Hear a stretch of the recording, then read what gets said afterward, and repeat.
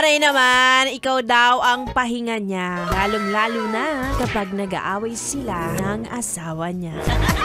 Di yata payapa ang hinahanap-hanap mo, yes, friend. Baka gulo? O baka kaso nag-aala jumper ka na naman daw at nakikipagrelasyon ka na naman daw sa asawa ng iba. Alam mo, kalat na be.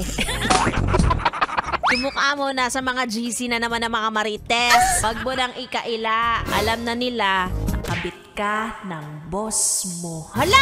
Kaya naman pala pagkabilis-bilis ng promotion, may kasamang emotion.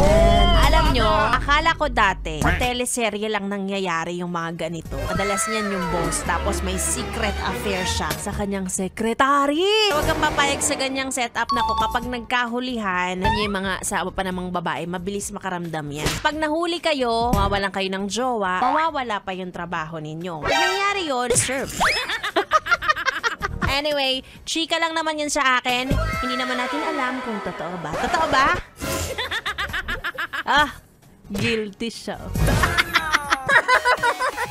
Napayes ka ba? Sa napanood mo, yes friend? Alam mo na ang gagawin mo, ha? Hit like and subscribe. And click the notification bell para ma-update ka namin. Kung gusto mo, mag-comment ka pa. Hindi ka namin iisnabin. Go, yes, friend!